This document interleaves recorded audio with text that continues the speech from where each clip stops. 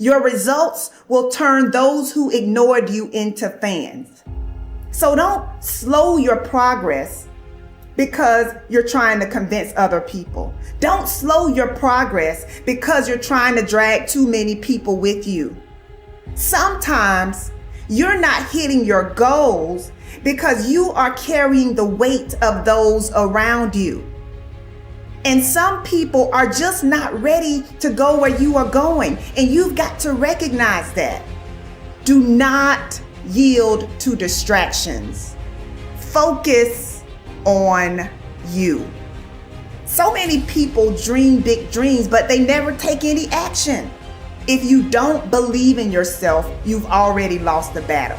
Not believing in yourself is a losing battle because either you won't try at all or you will convince yourself that you can't do it. And when you convince yourself that you can't do it, your results are going to confirm what you believe.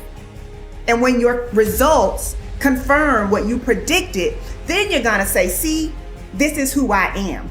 Why should I even try? That is where you begin to fall short of your goals.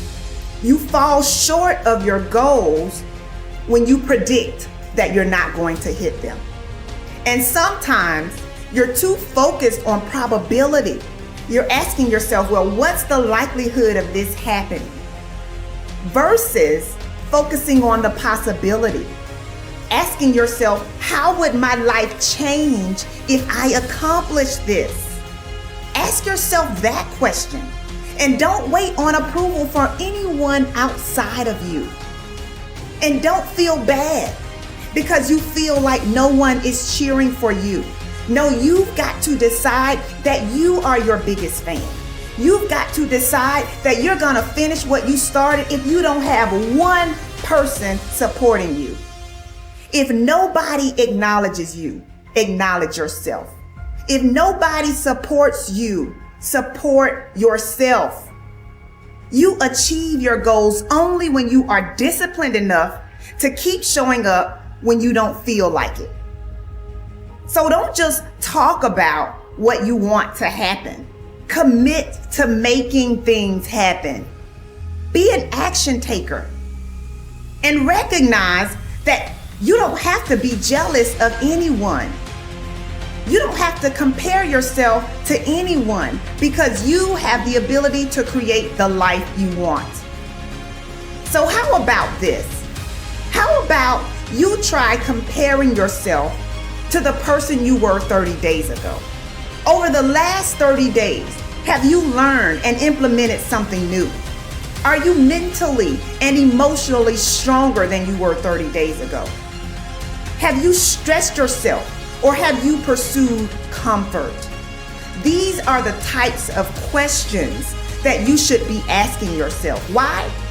Because winning requires focus. Winning requires intention. It's not enough to just do physical strength training. Physical strength training is not enough. You also have to train your mind to handle stressful situations. You also have to increase your capacity to handle rejection and disappointment. Why? Because when you train your mind to be strong, you are less likely to quit when you encounter resistance. So what do you believe about you? How do you talk to you about you? Take a moment to think about what you've been saying to yourself about yourself. The good news is that your mind will believe whatever you tell it. So make sure that you are speaking your desires and not your fears. You get to choose how your mind serves you. You get to choose whether or not you will pursue peace or toss and turn at night because you're not seeing the results that you desire to see. Everyone is given 24 hours per day. Some people are super productive, while others are not productive at all. Some people set boundaries, while others allow distractions to slow them down.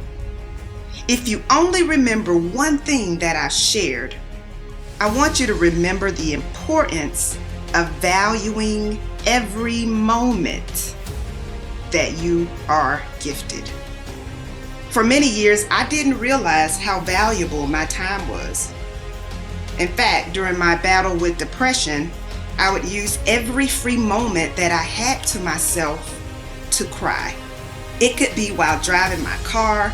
It could be during my lunch break. I had literally developed a habit of using my free time as an opportunity to think about just how unfair my life was.